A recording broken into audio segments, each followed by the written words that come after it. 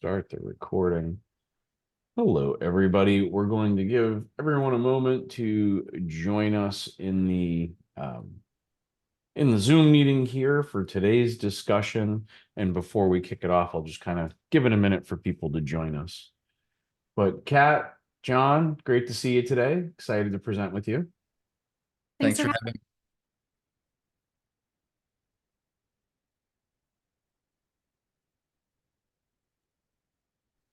All right, well, let's just jump into it today. I think we've got a good discussion here talking about kind of that intersection of marketing and sales and how you can make magic at the intersection of those two sides of the business. But just to kind of kick everything off here, and for anybody that's watching that hasn't been as lucky as me to get to know both of you through the years, Jonathan, maybe you could start off and tell everyone a little bit about yourself and how you got to the seat that you're in today. Sure. My name is John Siegel. I'm with the law firm of slovin&associates. I'm the director of business development. I got into the ARM industry just over 30 years ago by hapstance, like most of us, and kind of found a niche and a path to a career and a little bit of success along the way. And it's been just a great ride, meeting some great people and working with some great clients. Well, we greatly appreciate having you on today. It's been great to talk to you all about different sales opportunities, conducting sales through relationship building, which I think was our last podcast together, which we'll link down below as well when we republish this on YouTube. Katalina, it's been great getting a chance to work with you over the past couple of months. Can you tell everyone a little bit about yourself and how you get to the seat that you're in today? Absolutely. So I have a background in marketing. I did a bunch of different things, especially event planning. That's where I really love what I really love to do and what I really grew in marketing with. I also did a lot of copywriting. And then, just like Jonathan said, I found my way into the receivables industry. I've been here about 3 years and joined up with Adam's team at Branding Arc about 7-ish months ago. I'm having a blast. I am the director of sales and marketing there, and I get to oversee deliverables, work on a lot of creative materials. It's just fantastic. So I'm very excited. Well, we're very lucky to have you on the team. I learn a lot from you every day, but it's also just a lot of fun to get to create with someone else who has such a passion for creation and understanding that that intersection of these two worlds, right? The sales and the marketing worlds. I think it's interesting to start this conversation by talking about the misconceptions between what these two things ultimately mean, right? When you talk to so many different people across our space, they are, let's say, the vice president of sales and marketing, and you go, oh my God, which one do you actually have time to do? Because I don't know that being both of those people within an organization, really of any size, is an easy task, right? Like that's a very big lift. But since I've kind of got one person here with the sales background and one with the marketing background, I thought I'd tie this conversation together a little bit. John, can you talk to us a little bit about the sales misconceptions and some of the things that maybe people don't understand about being successful in this industry selling? So the first obstacle we face within the industry is the length of our sales cycle. It's an extremely long sales cycle. I'm not saying that you can't get lucky and you make a call and you land a client. It happens. But anything of real substance and significance more than likely is going to take you anywhere from 6 months to 3 years. And there's a lot of ups and downs, a lot of ins and outs in that process. So the length of the sales cycle is one of the big obstacles that we face on the business development side, as well as for the marketing teams that are supporting us. Because of the length of the sales cycle, it's not a quick turnaround. So that's really one of the big obstacles is the length of the sales cycle. The second one that I always preach about is it's still a one-to-one relationship building interaction. People do business with people that they like, and it takes time to build relationships. So part of that equation is building the relationship, understanding the length of the sales cycle, and biding your time, understanding that you can only push so hard that ultimately the client's going to decide when they're ready to move. And so you kind of have to kind of feel them out and operate within their time frames and not be a thorn in their side and calling every week or every other week. You have to really listen to what the client's telling you and kind of play by their rules. You'll have a pretty good shot to at least get an audience and get an opportunity to win the business. Patience, right? Patience on the sales side, taking the time to allow these thought processes and the seeds that we plant to mature, right? Correct. Before we're out there trying to harvest, not to give it too much of a planning methodology. But I think that's a very realistic point of view in how we can address it. Now, from a differential perspective, as we talk about the differences between sales and marketing, Catalina, you want to talk a little bit about kind of the marketing side of the misconceptions? Absolutely. So thinking about the sales funnel is one of the best ways to consider it. And of course, as Jonathan was saying, the sales funnel is very long. So a lot of times people think about that funnel and think that marketing is at the top of the funnel. Yes and no. It's at the rim of the funnel. It's not even in the top of the funnel. It's actually at that rim, and it doesn't even pass the, I'll call it the event horizon of that rim. What it is it's what's pouring into the funnel. The job of marketing, we're supposed to be casting a net, a very wide net, to gather that interest, build that brand reputation so that people know when you say Slavin, people are like, oh, I know what that is. I know that's a law firm. I know, they are aware of your brand, aware of what you do. And from there, the salesperson can take it and pull them down the tunnel through consideration, intent to a conversion, something like that. So marketing is also in that way, where sales is the one-to-one relationship that Jonathan was talking about. It's a very one-to-many, which means there's a very different way that you approach that conversation. You don't talk to a bunch of people the same way you talk to one individual. With sales, you're trying to figure out more about their specific challenges and how you as a servicer can assist and solve their problems. Whereas marketing, it's that brand recognition. It's building your reputation to make sure that people know you're authoritative within your industry. You know what you're talking about. And so it's a very different relationship. That subject matter expertise and the demonstration of it. I agree with that. As we look at kind of the matrix that we kind of prepared here for the discussion, we talk about who are you communicating to. To me, this directed why I chose marketing for my master's degree, or like for my MBA concentration, because I felt like I became a great salesperson while I was in school, right? I was able to do those one-to-one relationship discussions with no problem. But I couldn't sell to more than, a few people per day, because I became limited by my time when my price point of the product that I was selling was lower at the time I was in real estate. And so I wanted to understand how I could go from that one-on-one communication, take that skill set that I developed from a sales perspective and apply that to feeding the top of the funnel, right, on the marketing side of it.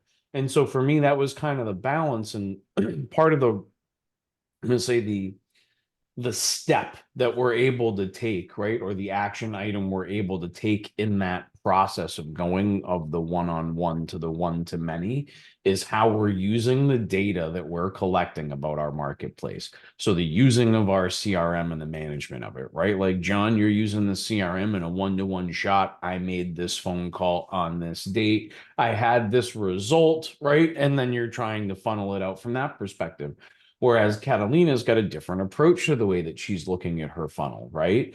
To her, that CRM data is, can I communicate to these 5,000 people and put John on the phone with 3 that make sense, right? And to me, I feel like that's the misconception that gets lost when people think about these two different areas, because this expectation gets created that John's going to send out the 5,000 emails in order to get the 5 communication, or those 5 direct communications. But you can't there's no time to do that if you're concentrating on building a good relationship or building a real opportunity out of the 5 that surface to the top, right? And then you begin your lead funnel. But the messaging there as well, right? Like, when we look at this kind of a scenario, John's responsible for that direct communication, right?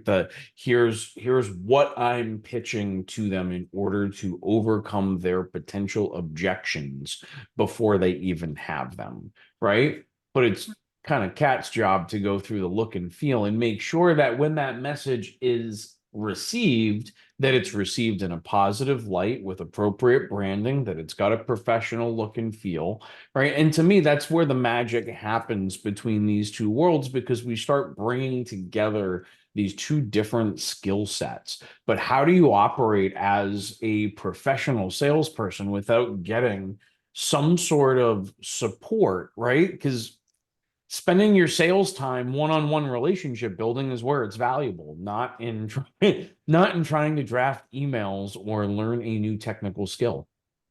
Correct. Mhm. And I want to throw in another analogy here. I kind of came up with this when we were first talking about doing this webinar, and it's the thought of golfing, which we do a lot in this industry. Mhm. And if you've got a golfer and they want to go golfing, the marketer is the one who will take them to the golf course, like almost sending them to an event, sending a salesperson to an event.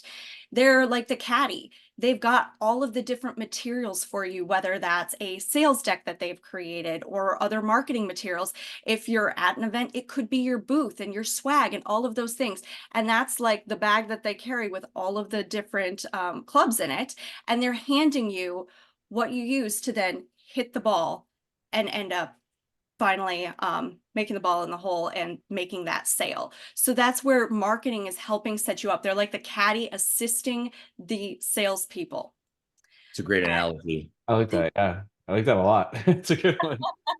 It's a great analogy. Well, because it's a support role, right? Like I feel like marketing is often not looked at the support role that it should be to the sales team, right? And too often you start pitching, like even as a marketing company, you start having a conversation with an organization, you're talking to the sales team, and they're like, well, then what am I going to do? Well, then you're going to go talk to the prospects, right? Like my job is just to make introductions here. Like I don't do the direct sales, and I always found that to be a good place because we only work within one industry, right?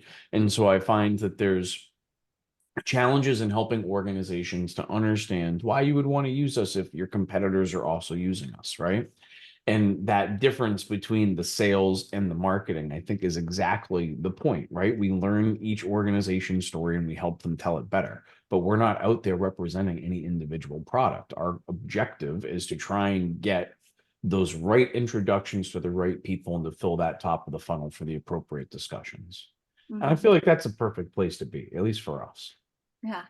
And with marketing, there are also three main goals in communication, which is very different than any of the goals with sales. And those are, and anybody who's seen a webinar with us talking marketing before has definitely heard this. It is frequency, relevancy, and authority. That's what you're trying to build. That's that brand perception. You want to be relevant by making the brand be seen. Make people understand who it is, the frequency. You don't want to see something from Nike once and then see something from Nike 5 years later. You're not going to remember who Nike is. So staying on top of things, making sure that you are relevant through frequency. And then that authority is the expertise that we were talking about earlier, making sure people know that you know your stuff. You're very relevant because you're an expert within the industry. So those are the three main goals: frequency, relevancy, and authority. And that's what we are trying to do with all of our marketing communications, whether that's flyers, the booth at a event, emails, all of those different modes of outreach. I think you bring up some really good points, right? And I really like the analogy of talking about equipping the sales team, right? Almost like a caddy on a golf course. And then I think that leads us into kind of our next slide here, which is talking about how how do you successfully equip the sales team, right? Like what are you providing to that sales team to enable them to be successful? Because John wants to have direct communications and to build relationships and spend time with prospects and then caring for those customers that he lands, right? Because he becomes from a salesperson to I'm going to say a relationship manager on some level, right? Client success. I know we've got all kinds of fancy terms these days for this, for being a good salesperson. Internal client advocate. That's the client's internal advocate. I'm there to represent the client at my organization. I'm here to take care of the client and make sure that my organization is meeting their expectations. So let's talk about some of the things that you need to be successful, right? Like those tools that are being handed to you by the marketing team. And mostly that's coming down to designing and creating messaging from a creative and an attention gathering standpoint, right? Again, the frequency, the authority, the relevancy. But like let's talk a little bit about what are some of the things that the marketing team does for you to chum the waters to kind of drive opportunities to the top of your funnel? Everything in addition to what you just said is really important to what I do on the ground one-on-one. So it starts with the uniform brand of the organization, the look and the feel of our website, our letterhead, signature blocks. There's a professional uniformity to all of that. I'm not a guy who's going to fall for a logo of the justice with blind justice with this. That's not going to work for me. It works for a lot of law firms out there. Doesn't separate me from anybody else in my industry. I may be much more interested in a very cool art house kind of cool, funky, something really not necessarily industry oriented to grab that visual attention. So the marketing team not only provides the uniformity of the brand and the creativity behind it, but it's the mass messaging. It's that outbound effort that they put in to make people aware of who we are before we actually sit down and speak with them. And when you do have a meeting scheduled with a prospect that you haven't interacted with before, trust me, everybody today is going online. They know exactly who your organization is before they sit down and meet with you. And they know who you are by what the marketing team produced. Website, the becomes your personification. That's what the marketing team has set up for us. And that's who we are. And then we just kind of pick it up and we find out their stress points. We find out, if this is the right fit, not the right fit. We're not always the right fit. We're not going to be the right fit for everyone. We can't please everyone. We don't want to please everyone. We look for opportunities that fit our needs.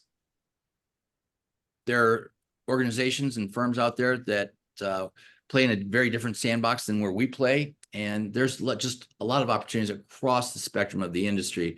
But without marketing, it's really hard to make sales. It's really hard. It's those first steps of the discussion, right? Because I bring up some great points about discovery and determining whether or not you are the right fit for any individual potential client, right? And I think that in order to focus on those things, having some standardized material that enables you to consistently have that discussion and to refine it. Because for me, I feel like every sales presentation to me is the next piece of art that I'm creating, right?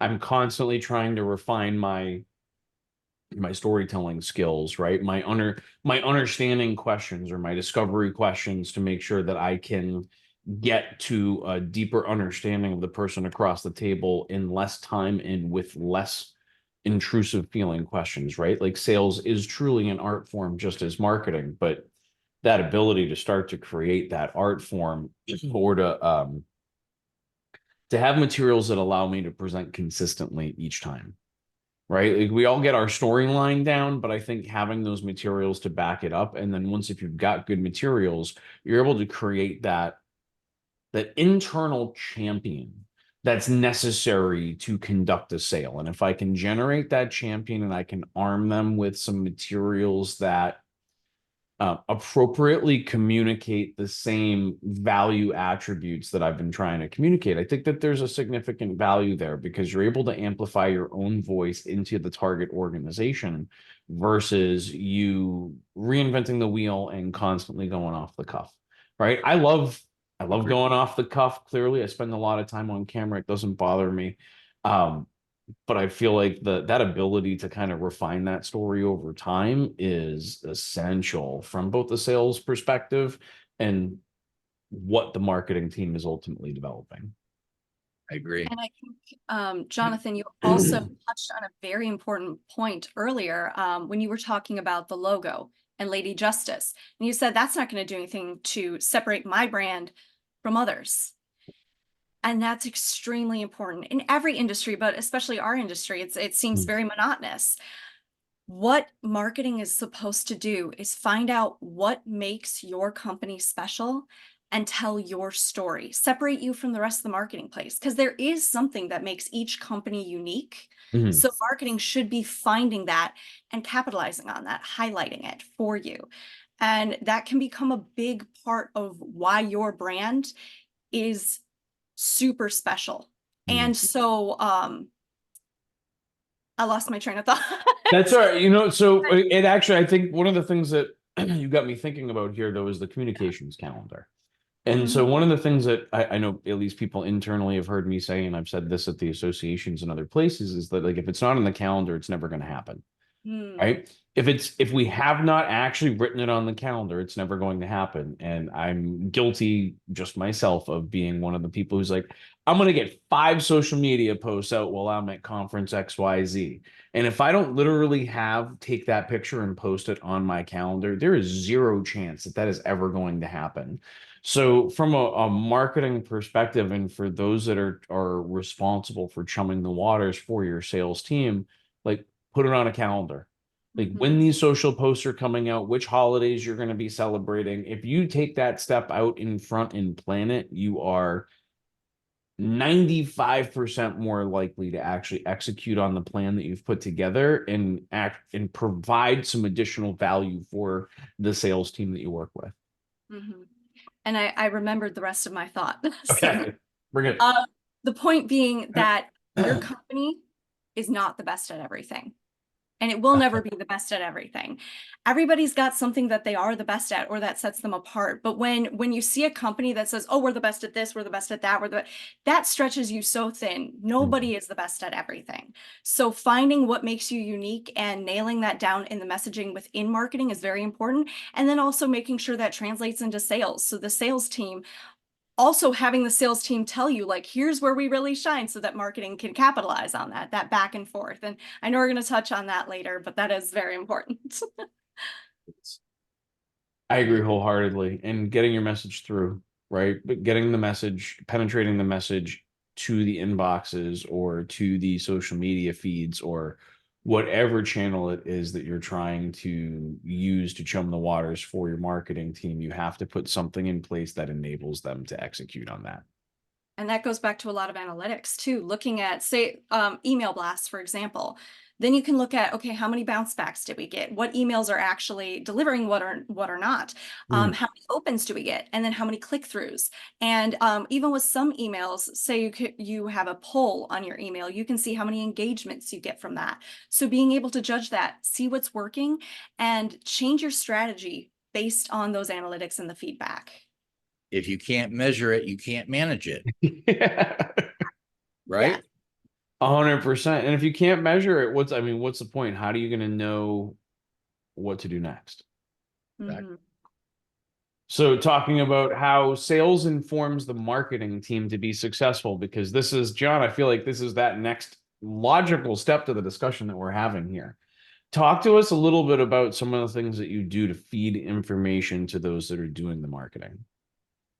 So because of the length of the sales cycle, there's often a break in the communication. Multi-steps. Because it's so long.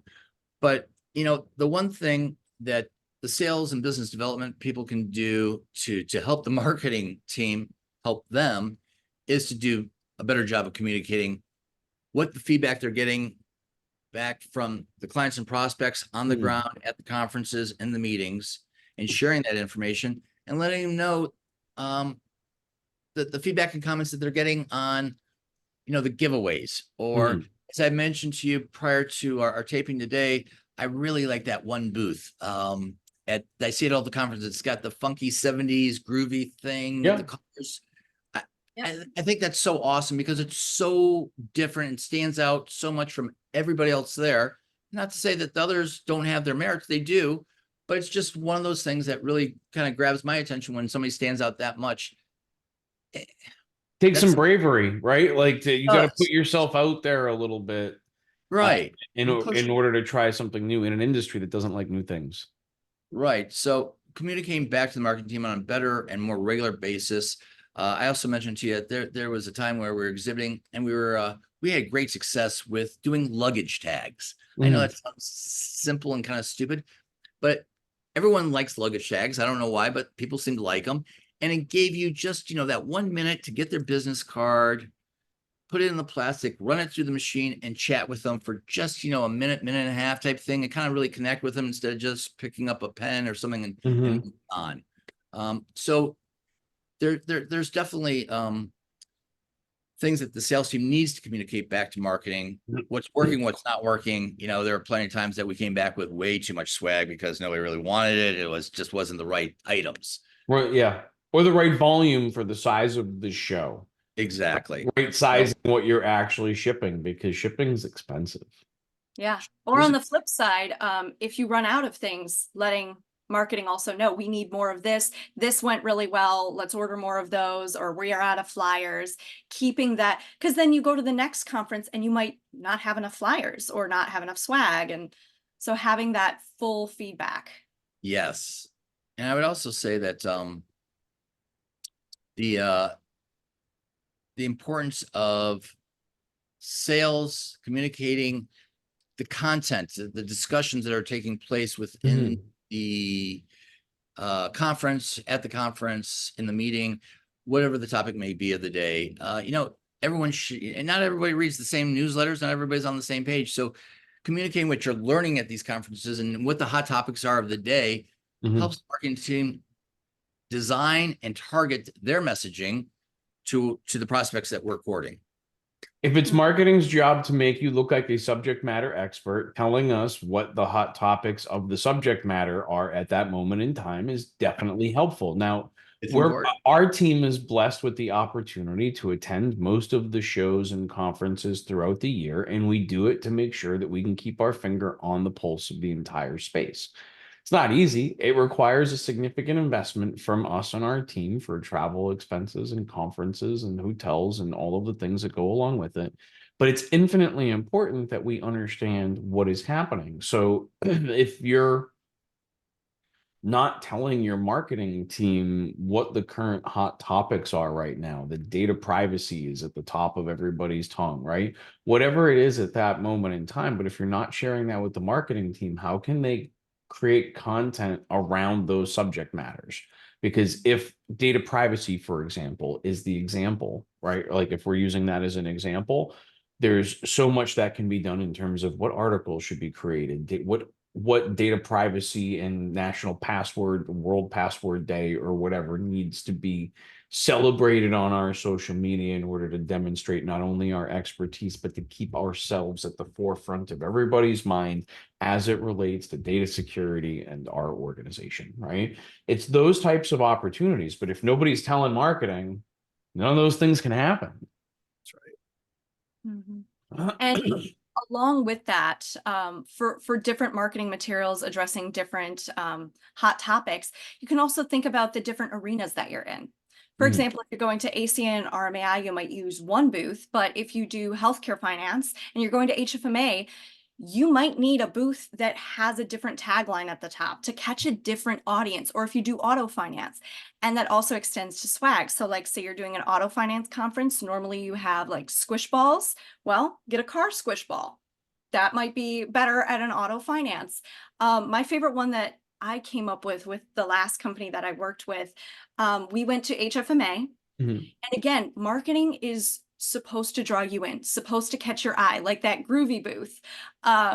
What I ended up doing was I came up with little pill bottles, and I looked for mine. I don't know where it is. I have it somewhere, so I'm sorry I can't show you, but it is, imagine just your typical orange pill bottle with a prescription on the side, and it was a prescription for our product. And when you opened it up, it didn't have any medication or any like mints or anything in it. What it actually was a little scroll. And when you opened it up, it said like, are you suffering from different pain points within the industry that we knew our clients and prospects were facing? So it's like, are you suffering from this, that, this? Well, then you may want to try, you flip it over, our product, a brief description of our product, and then it said side effects include better communication with customers, and then it listed some positive aspects of it. People thought it was so cute. People would come up to our booth and be like, are you passing out like Advil? What is this? It drew in so many people. They pick it up. They thought it was so cute. And that was getting across that messaging, showing who we are in a very fun, interesting, engaging way, and very catered to who we were seeing at that very specific conference. That wouldn't necessarily go down the same way at an RMAI.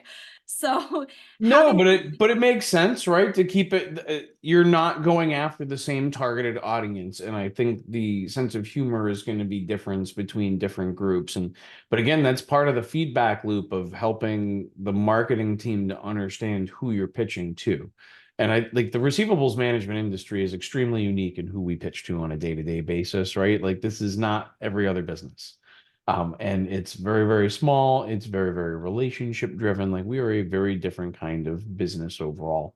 And it's interesting to see new organizations or new marketing or salespeople that come into this space and don't necessarily understand the unique dynamics of our industry.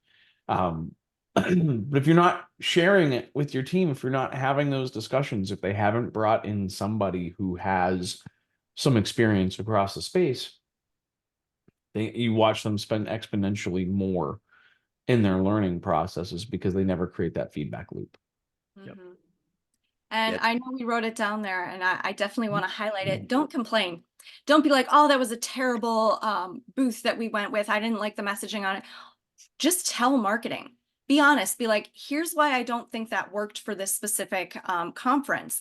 And 100%. sometimes I've seen it in organizations where sales will complain to each other, be like, oh, that was terrible, and not tell marketing and not complete that feedback loop. So how are we supposed to address it if we don't know? So being open and sharing that. And another thing marketing has to do when they get that feedback, though, is filter through it, because we can't necessarily put everybody's idea into one thing. There's a meme that I love. Designed by committee. Marketing. Do you know this meme, Adam? It's a pizza, and on the pizza you've got like a normal part of the pizza, and then part is like drizzled with chocolate, part has like M&Ms on it, and there's like a whole rotisserie chicken on it. There's like so many things on this pizza. And the caption says, when marketing puts in everybody's idea at once.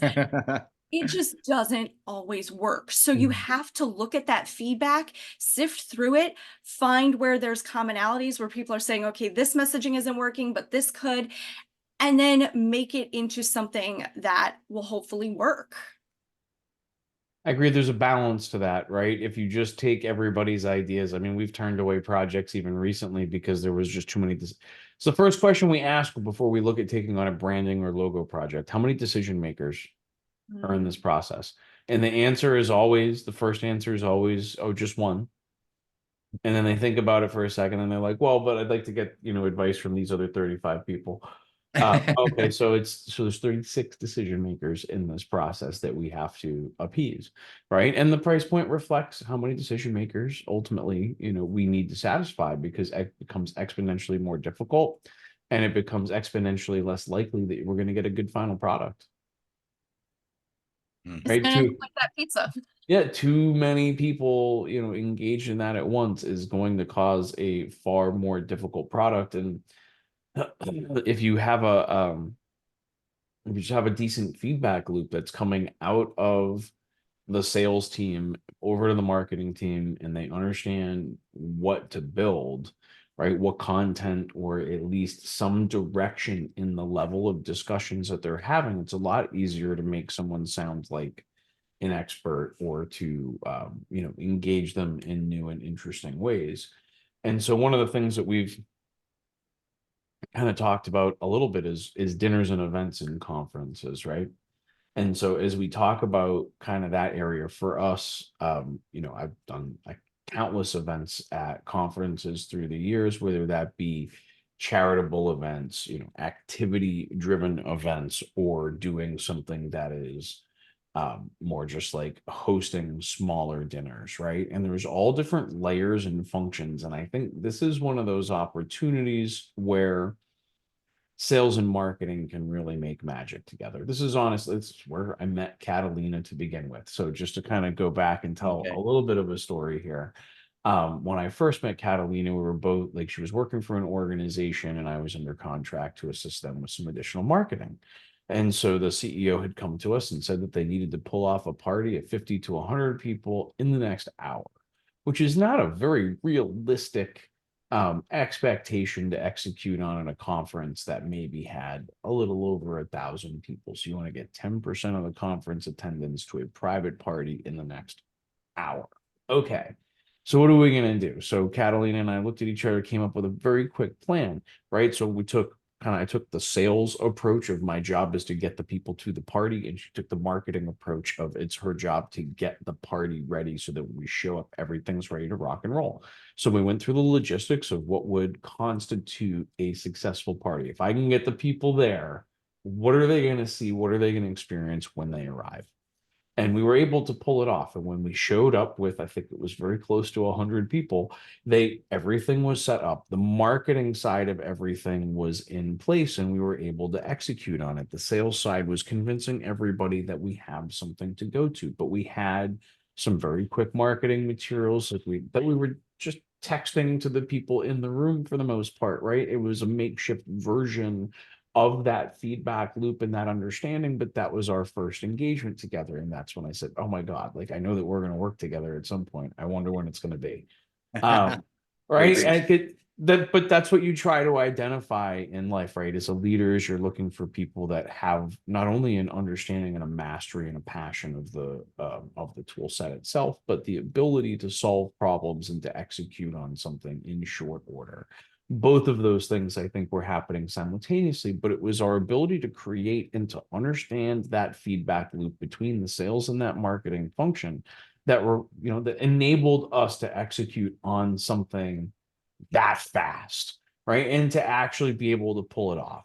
And being able to do the events and the dinners and the parties and things throughout the years is an opportunity to bring everybody together. And although my studio has changed through the years, if you look at the earliest versions of both the Receivables Roundtable podcast and even the webinars, there was a wall behind me that was full of picture ledges that had pictures of various events or activities that I've either hosted or participated in through the years in the receivables management space.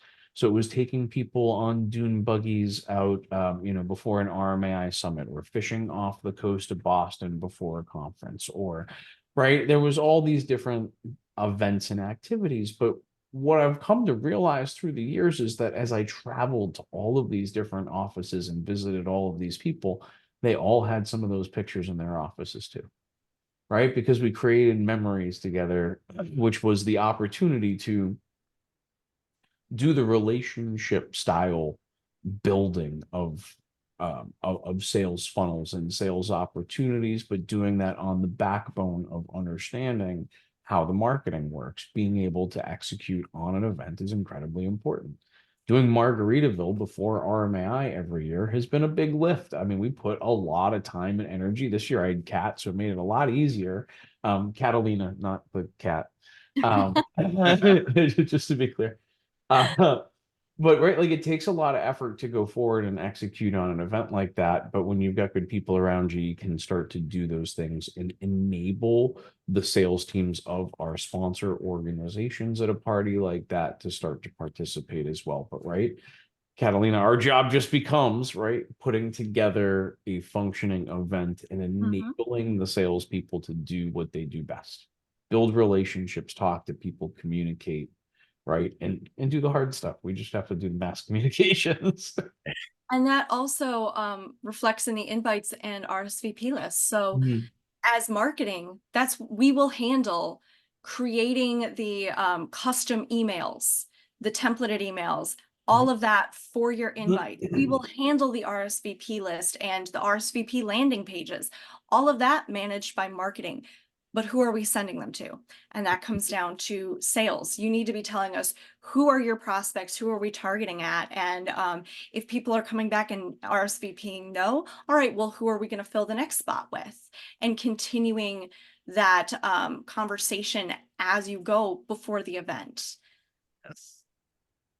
The live management of the events is a much bigger lift than I think people, want to give it credit for. Even if you're hosting a smaller event, right? And you're hosting a dinner for 20 people. I mean, the things that we've learned through the years of being able to create a live event or a live experience. I mean, best tip I have for anybody is if it's over 90 people and you want to feed them steak, bring them to a Brazilian steakhouse because it's the only way you're getting everybody served. 100%. And it's Right? always a hit because everybody can eat exactly what they want there. And you don't have to wait for everybody to order. Mhm. So it's a little tips and tricks, but it's about thinking through the experience that you're ultimately going to create for the end users, right? When we think through the experience of where we're going, we're able to create something that's a little bit more customized, a little bit more personal, a little bit more memorable, and should become part of that feedback loop between the marketing and the sales teams. Because when the sales team comes back from that conference, that dinner, that party, that whatever, what real opportunities came together? Because you know what the marketing team also can't do without the help of the sales team?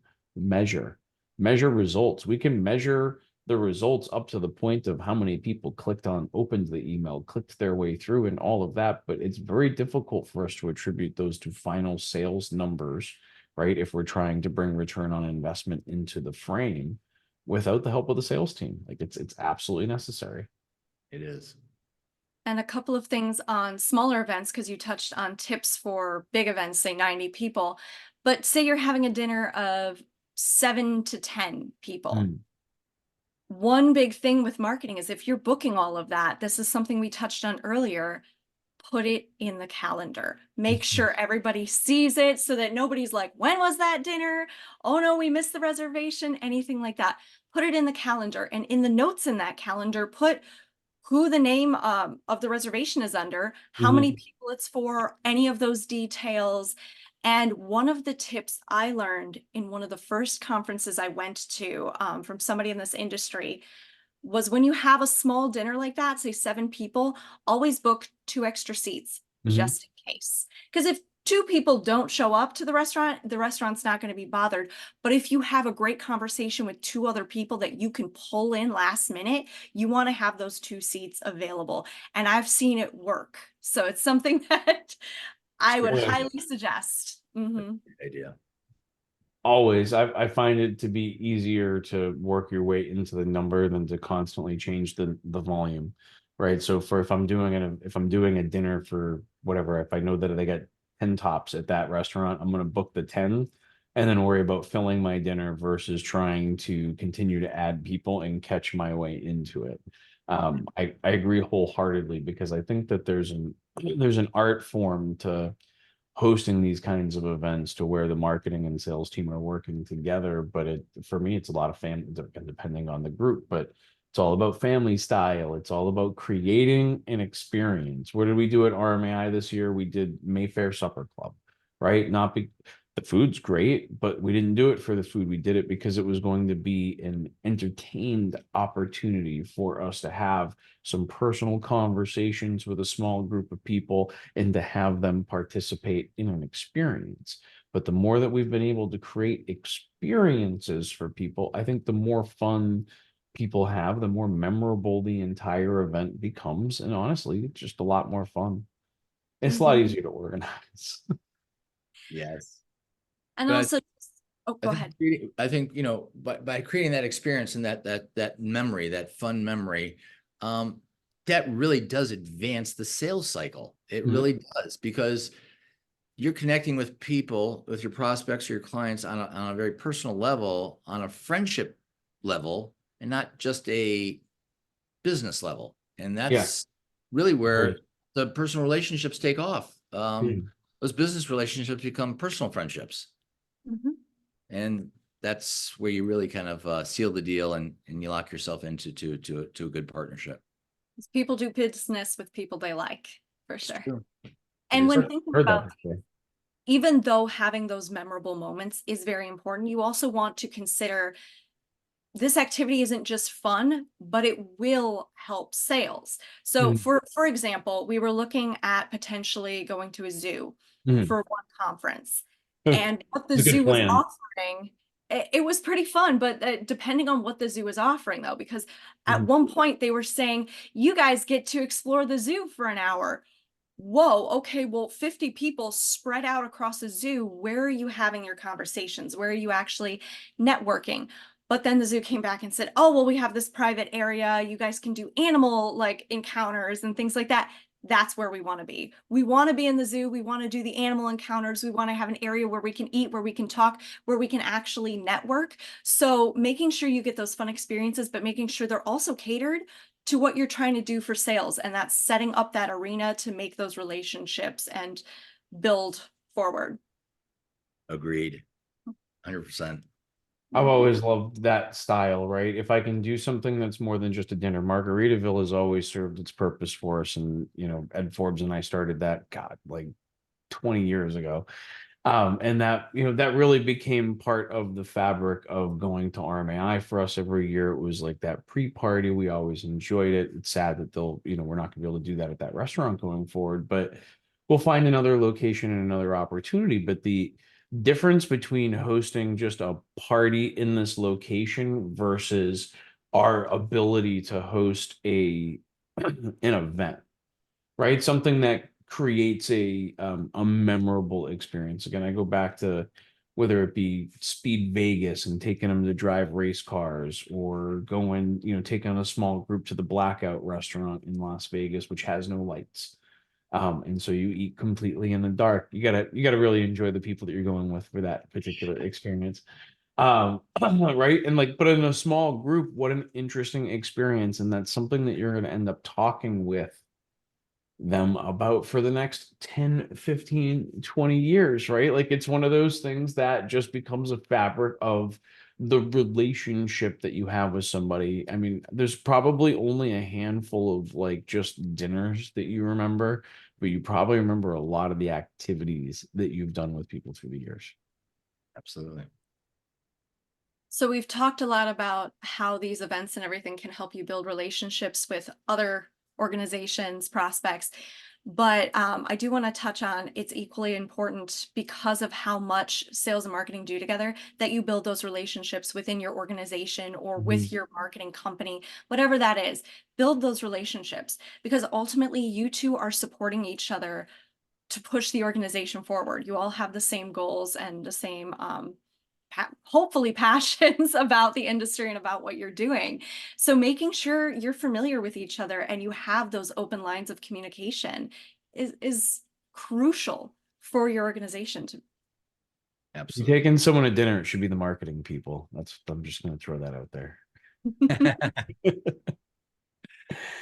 No, I think we brought up a lot of really good points today about kind of that intersection between the marketing and sales operations of these businesses, and really how it all comes together from a receivables management standpoint. I really want to thank both of you for coming on and having a chat with me today. This was a lot of fun. I always enjoy talking with Jonathan about the receivables sales side of the world and actually building those personal relationships. And obviously, Kat, I always enjoy an opportunity to talk marketing with you and to better understand the perspectives that you bring to the table as it comes to the intersection of the sales and marketing team. So thank you both for coming on and chatting with me today. Thank you. Thank you, Adam. Thanks, Kat. Thank you. For those of you that are watching, if you want to share this with your friends, we'll be reposting this to YouTube on Friday, and we'll be tagging both of our guests. If you have additional questions you'd like to ask, you can leave those in the comments below. Or if you have additional topics you'd like to see us discuss, you can leave those in the comments below as well. And hopefully I can get these guys to come back at least one more time to help me continue to create great content for a great industry. But until next time, thank you so much for joining us. And thank you guys. I really appreciate both of you. We'll talk soon. Thank you. Thank Bye. you. Bye-bye.